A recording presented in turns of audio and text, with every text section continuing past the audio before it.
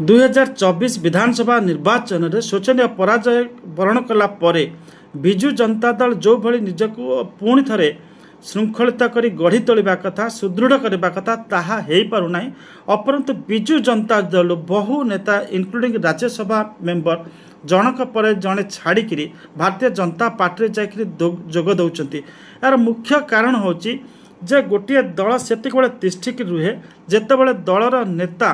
निजर आभिमुख्य स्पष्टता रखती जेतेबेले दलर नेता निज नेतृत्व को विभिन्न समय सब्यस्त करती किंतु एठी देखिबा जे विजु जनता दल जे सर्वमय कर्ता अच्छा पूर्वतन मुख्यमंत्री नवीन पट्टनायक 2024 पर ठार आभिमुख्य किसी स्पष्टता आनी नाहंती। सी परिणत बयस पहुँची सारे स्वास्थ्य भी खराब रोचे तापर दलर दायित्व किए ने द्वितीय धाड़र नेता किए तृतीय धाड़र नेता किए ए किसी स्पष्टता आसुना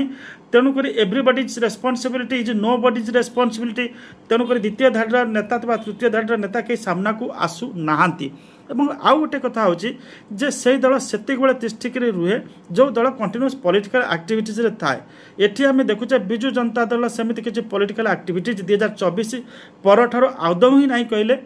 भूल हेब नाही। दल ना राजरास्ता को ओल्हौची ना बड़ धरण विक्षोभ करुची का भा केतबेले कॉस्मेटिक गोटे एक्टिविटी आमे देखिया को पाउचे किंतु एटा यथेष्ट नुहे।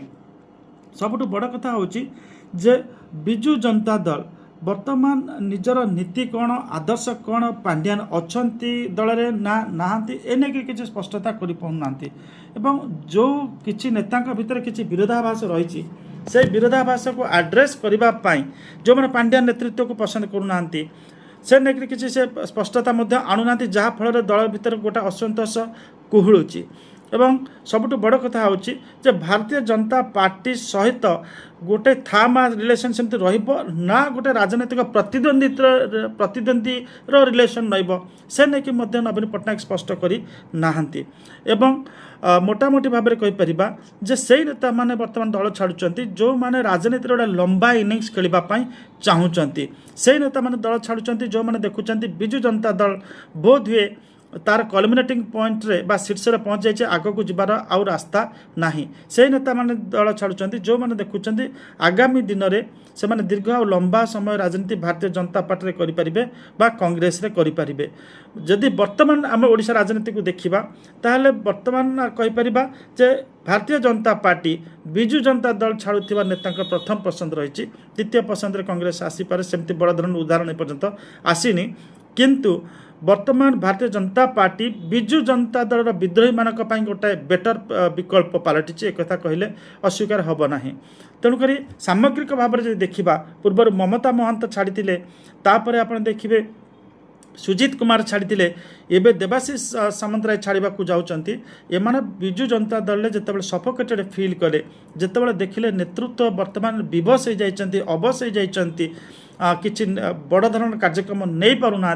से बर्तमान एमाने दल छाड़ुंट भारतीय जनता पार्टी को पसंद करदेवाई कारण भारतीय जनता पार्टी नीति आदर्श विचारधारा दल नीति आदर्श आम कहीपर सब ठीक अच्छे बोली किंतु गोटे विचारधारा अच्छी गोटे राजनीतिक दल तिष्ठि रहा गले विचारधारार मुख्य बा जहाँ आइडियोलोजी कहती आइडियोलोजी रही मुख्य आवश्यकता रही। बिजु जनता दल आइडियोलोजी कौन ताकू पचरा जाना दलर अनेक नेता ये स्पष्ट भाव में कहीपर ना जो आइडियोलोजी नहीं दल जन्म नहीं